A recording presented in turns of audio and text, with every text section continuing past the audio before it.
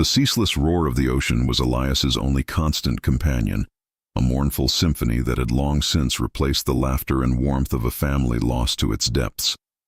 For years he had tended the remote lighthouse, its powerful beam cutting through the perpetual gloom, a sentinel against the very sea that had claimed everything dear to him. His face, etched with the lines of relentless solitude and profound grief, mirrored the ancient salt-worn stones of the tower itself. Once, this beacon had symbolized hope, a guiding light for sailors navigating treacherous waters. Now, for Elias, it felt like a gilded cage, a monument to his own enduring sorrow, a place where the echoes of a maritime tragedy played on an endless, agonizing loop within his mind. Days bled into weeks, weeks into months, each indistinguishable from the last in their monotonous rhythm, broken only by the rhythmic sweep of the light and the crashing waves below. Yet recently, a subtle disquiet had begun to permeate the thick silence. Whispers, barely audible above the wind, seemed to coil around the tower, carrying with them a cold dread. Objects moved from their accustomed places, doors creaked open when surely they had been latched, and the very air within the lighthouse felt charged with an unseen presence. Elias, a man accustomed to the stark reality of isolation, dismissed these occurrences at first, attributing them to the insidious creep of loneliness or perhaps the natural creaks and groans of an aging structure. But the unsettling incidents grew more frequent, more insistent, tugging at the frayed edges of his composure. Then came the fog. Not the familiar, transient mists that occasionally embraced the coastline, but a thick, oppressive shroud that settled in and refused to lift. It was a living, breathing entity, swallowing the horizon, muffling the world, and amplifying the strange occurrences within the lighthouse. The fog clung to the tower like a desperate spirit, its damp tendrils seeping into every crack and crevice, blurring the line between reality and the spectral. It was during one particularly dense, suffocating night, as Elias peered through the swirling gray, that he first saw it. A light, not the steady, familiar gleam of a passing vessel, nor the distant twinkle of a shoreside town. This was different, erratic, pulsating. It appeared far out on the black canvas of the ocean, a jagged, broken rhythm that defied any known navigation pattern. Elias, with decades of maritime charts committed to memory, knew instantly that no such beacon existed on any map. His heart, long dormant beneath layers of grief, gave a sudden, painful lurch. It was an anomaly, an impossibility, yet undeniably there, a singular point of agitated luminescence in the vast, inky expanse. He watched it, mesmerized and unnerved, for what felt like an eternity, his breath catching in his throat. And then, the impossible happened. As Elias stared, a cold dread creeping up his spine. The strange light seemed to shift, its erratic pulses beginning to mimic the very rhythm of his own lighthouse. It was as if it acknowledged his presence, as if it were not merely a rogue light, but an entity, signaling back. Directly at the lighthouse, a chill, colder than the ocean spray, enveloped him. Before we continue, subscribe to the channel and tell us in the comments where you are watching from. The chilling realization that the mysterious light was actively signaling back sent a tremor through Elias, rattling the foundations of his carefully constructed solitude. His mind, usually a barren landscape of routine and sorrow, began to churn with fragmented images from a past he had desperately tried to bury. The screech of tearing metal, the desperate cries swallowed by the waves, the cold, implacable vastness of the ocean claiming his family, all resurfaced with an agonizing clarity. It was the shipwreck, the tragedy that had orphaned him, leaving him with an unfillable void and a lighthouse for a companion. He felt an inexplicable visceral connection between that distant, erratic gleam and the catastrophe that had defined his life. Could this be a forgotten vessel, perhaps even a survivor, somehow reaching out from the depths of that very same unforgiving sea? The thought, illogical as it seemed, took root, blossoming into a desperate hope that warred with an equally potent dread. Driven by an impulse he couldn't quite articulate, Elias began his own attempts at communication.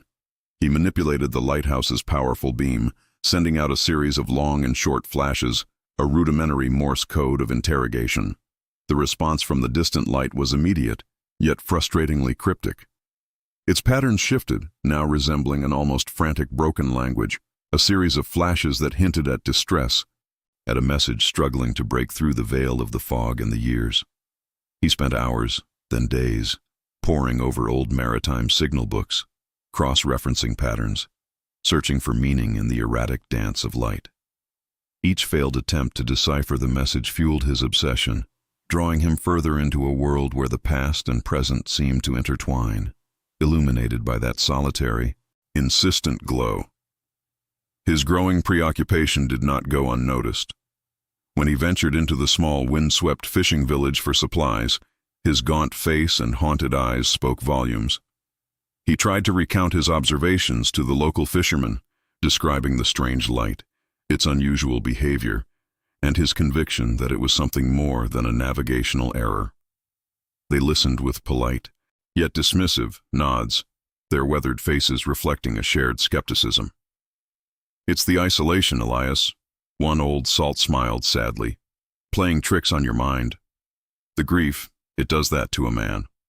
Another suggested he was seeing things, attributing his claims to the debilitating effects of his profound sorrow and the relentless solitude of his post.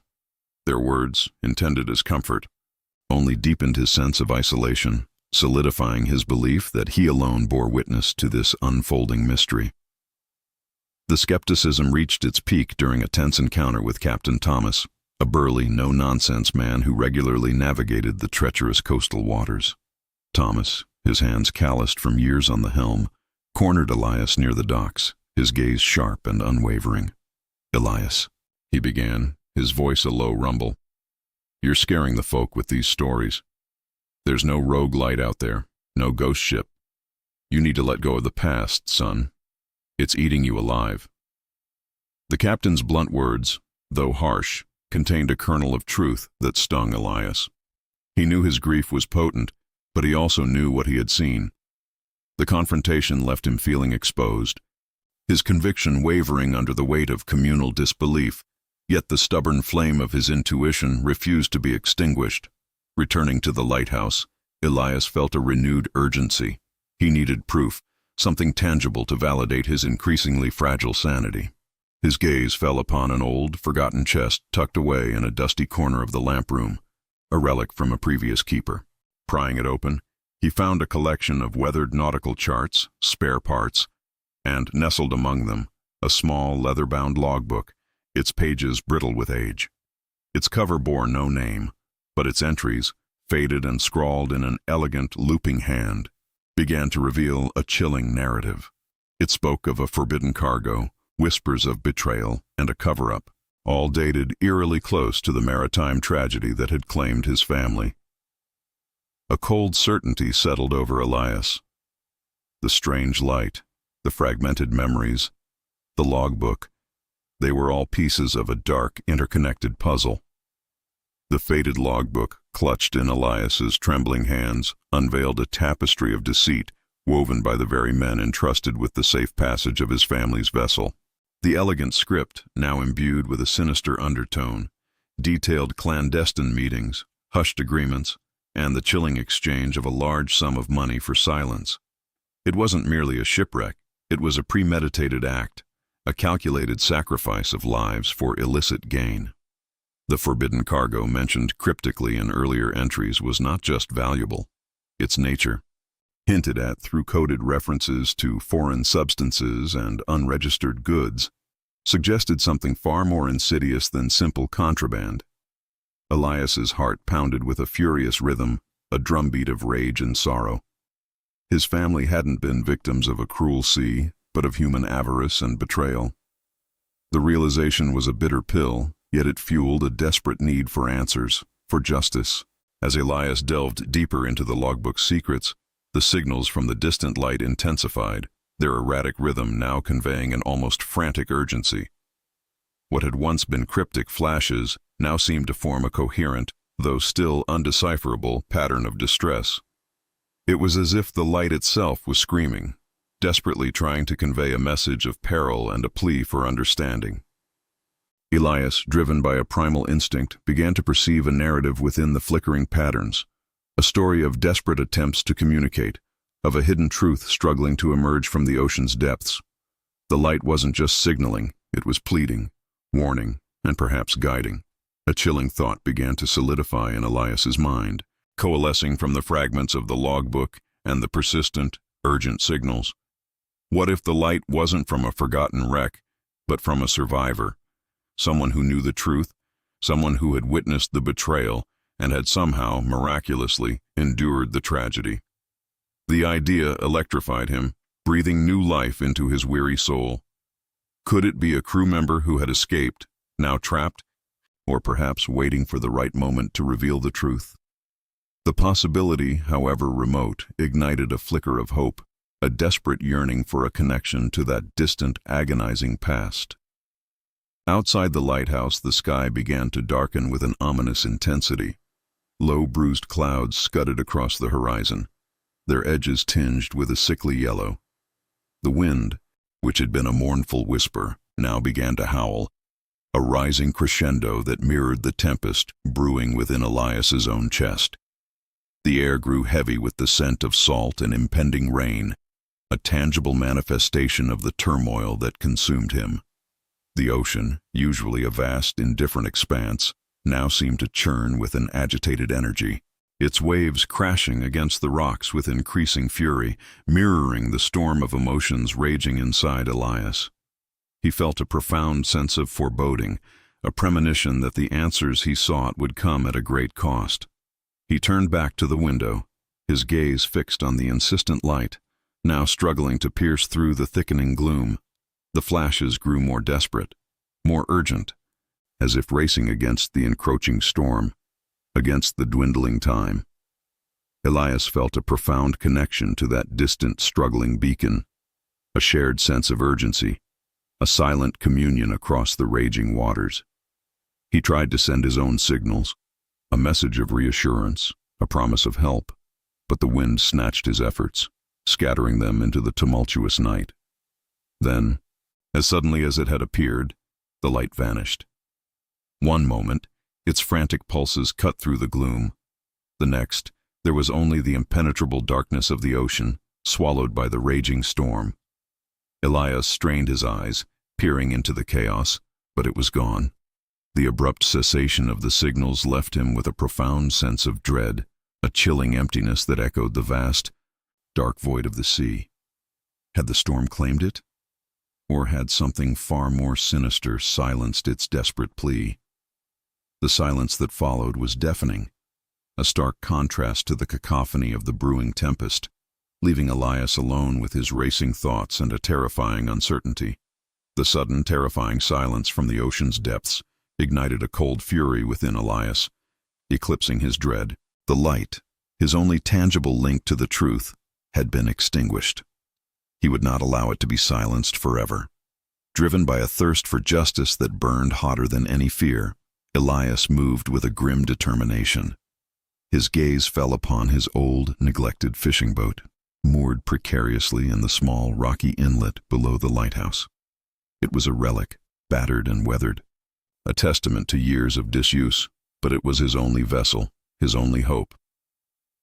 He descended the winding steps of the lighthouse, each creak of the wood echoing the urgency in his heart. The wind whipped around him, tearing at his oilskins as he battled against the mounting storm. The ocean, now a frothing, monstrous entity, roared its defiance, throwing spray high onto the rocks. The boat, listing slightly, groaned under his touch, protesting its sudden reawakening. He worked feverishly, his hands raw from years of neglect, untangling ropes stiff with salt, checking the ancient engine, willing it to life. Each gust of wind, each crashing wave, seemed to conspire against him, testing his resolve, daring him to turn back. But retreat was not an option, not now. As he fought to prepare the boat, fragmented images flashed through his mind, vivid and agonizing. He saw his wife's radiant smile, his daughter's bright, curious eyes, their faces etched in the warm glow of their family ship's lantern. Then, the abrupt shift, the horrifying lurch, the splintering wood, the desperate cries swallowed by the unforgiving sea. He remembered the icy grip of the water, the futile struggle against the currents, the agonizing moment he lost their hands, their faces disappearing into the churning blackness. The memory, sharp and brutal, intensified his resolve, turning his grief into an unyielding steel. He would not let their sacrifice be in vain. He would find the truth, no matter the cost. With a final, desperate pull, the engine sputtered to life, coughing out a plume of acrid smoke before settling into a rhythmic putter. Elias cast off the lines, guiding the small vessel into the raging maw of the storm. The boat was tossed like a toy, battling against waves that towered over its small frame, threatening to capsize it with every surge. He clung to the tiller, his knuckles white, his eyes scanning the tumultuous horizon for any sign, any clue.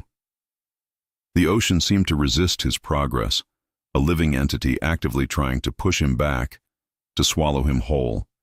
Its fury was relentless, a constant physical battering that tested every fiber of his being. Then, through a momentary lull in the storm's ferocity, his eyes caught something amidst the swirling debris, a dark waterlogged mass bobbing precariously in the churning water. He steered the boat towards it, battling the currents, his heart hammering against his ribs. As he drew closer, he saw it clearly. A splintered mast, a broken hull, the unmistakable remnants of an old wreck. It wasn't his family's ship, but it was old, very old, and it confirmed his deepest suspicions about the past. This wreckage belonged to an era long gone, an era intertwined with the logbook's dark secrets.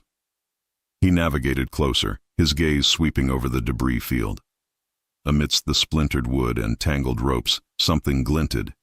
A dark green bottle, corked tightly, caught between two larger planks.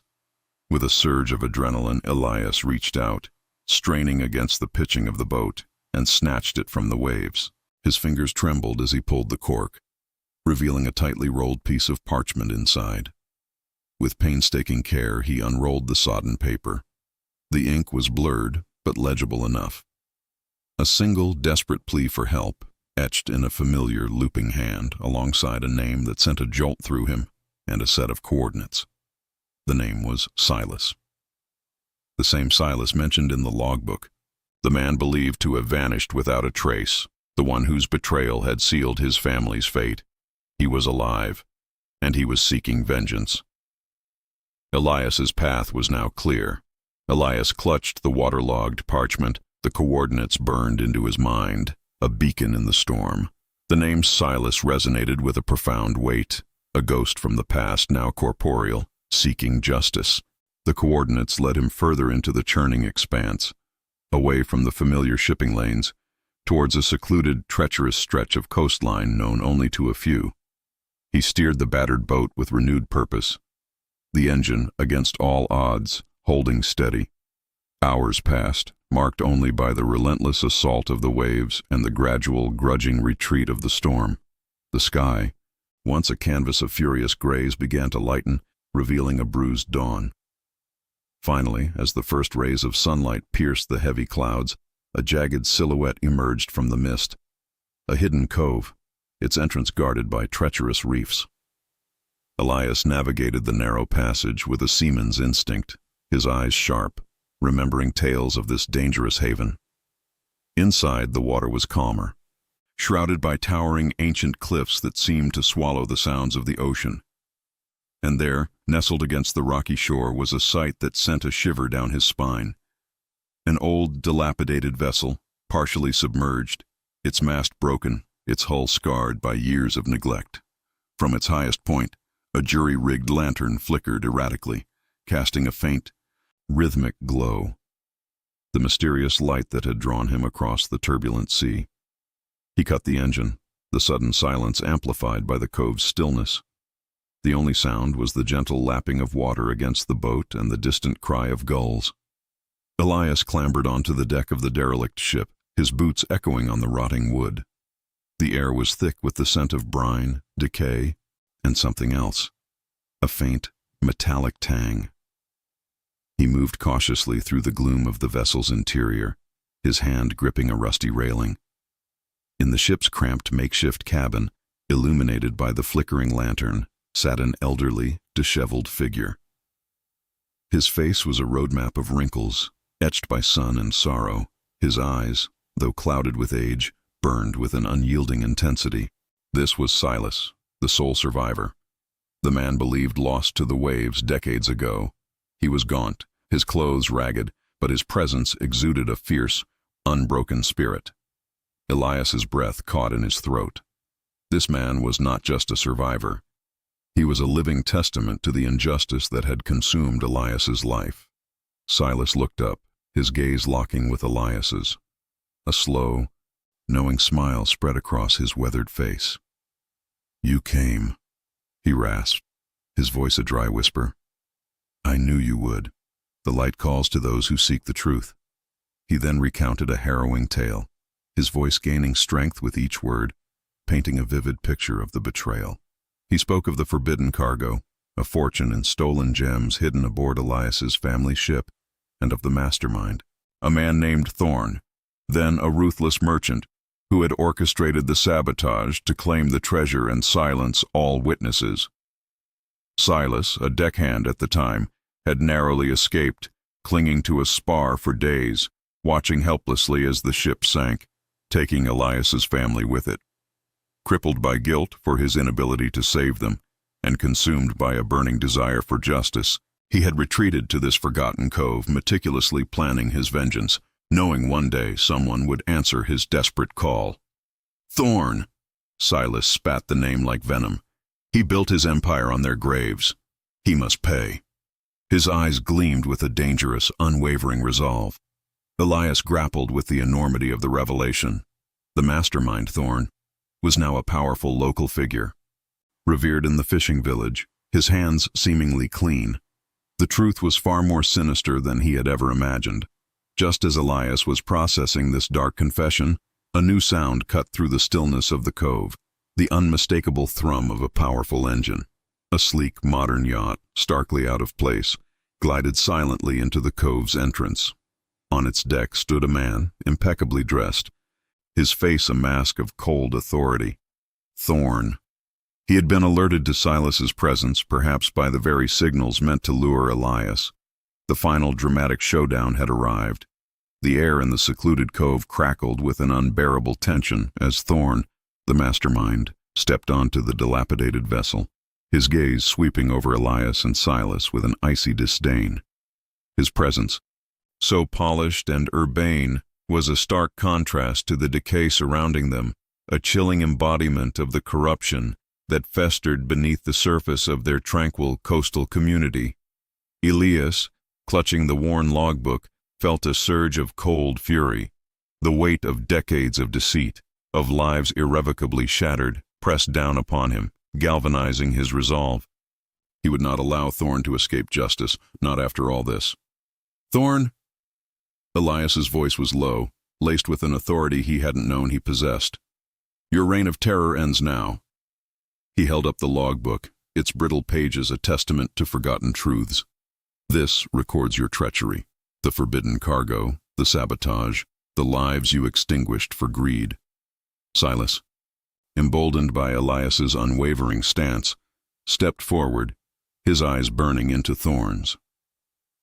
"And I am the living proof of your depravity. You left me for dead, believing your secrets would sink with the ship. But the ocean remembers, Thorn, and I remember." His voice, though hoarse, carried the weight of years of silent suffering, a powerful, damning testimony. Thorn's composure, though initially unyielding, began to crack. A flicker of panic danced in his eyes, quickly masked by a sneer. "Nonsense," he scoffed, his voice dripping with practiced arrogance. "The ramblings of a madman and a grieving fool. No one will believe such absurdities." He glanced towards his yacht, a silent command for his crew to intervene.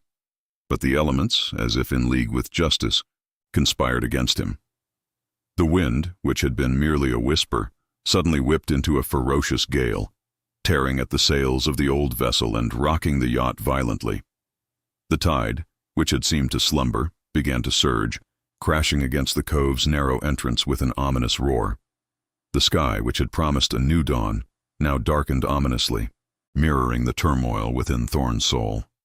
As his crew struggled to maintain control of the yacht, Thorn made a desperate dash for escape, scrambling towards the gangplank leading back to his vessel. Elias, fueled by a singular purpose, moved with a speed born of years of quiet vigilance. He intercepted Thorn, blocking his path, the logbook held like a shield. The two men stood face to face, the wind howling around them, their gazes locked in a silent battle of wills. A rogue wave, larger than any before it, crashed against the cove's entrance, sending spray high into the air and rocking both vessels with violent force. Thorn, caught off guard, stumbled, losing his footing on the slick, rotting deck. He cried out, a sound swallowed by the wind, as he plunged into the churning waters below. Elias watched, his heart a maelstrom of conflicting emotions, as Thorn struggled against the powerful currents, his desperate pleas for help lost to the ocean's fury. The sea, which had borne witness to his crimes, now claimed him. In the aftermath, as the storm gradually subsided and the first true rays of the sun pierced through the receding clouds, a profound sense of calm settled over the cove. The yacht, its crew dispirited, retreated, leaving Elias and Silas alone amidst the wreckage of the past. Justice, though delivered by the merciless hand of the ocean, had finally been served. Silas, his vengeance realized, looked at Elias, a weary peace settling upon his ancient face. "Thank you, Elias," he whispered, his voice fragile but clear. "You have brought peace to restless souls." Elias, no longer burdened by the weight of unaddressed grief, felt a lightness he hadn't experienced in decades. He helped Silas to a small fishing boat he had brought, ensuring the old man's safe passage to a place where he could finally find solace. With the logbook secured, its truths now ready to be revealed to the authorities, Elias returned to his lighthouse. The solitude that had once been a torment now felt like a sanctuary. He climbed the winding stairs, each step a testament to his journey, his spirit unburdened. As he reached the top, he looked out at the vast expanse of the ocean. The waves, once a source of terror, now whispered promises of renewal. The lighthouse, no longer a prison of his sorrow, stood as a steadfast beacon, its light a symbol of truth and hope, guiding not just ships, but souls. He watched the sunrise, painting the sky in hues of gold and rose, the ocean calm and shimmering under its benevolent gaze. It was a new beginning, not just for him, but for the very spirit of the sea, now cleansed of its dark secrets. Elias, the weathered lighthouse keeper, stood tall, his gaze fixed on the horizon, ready to embrace the dawn of a new peaceful era. The past was laid to rest, and the future, finally, stretched before him, bright and full of promise.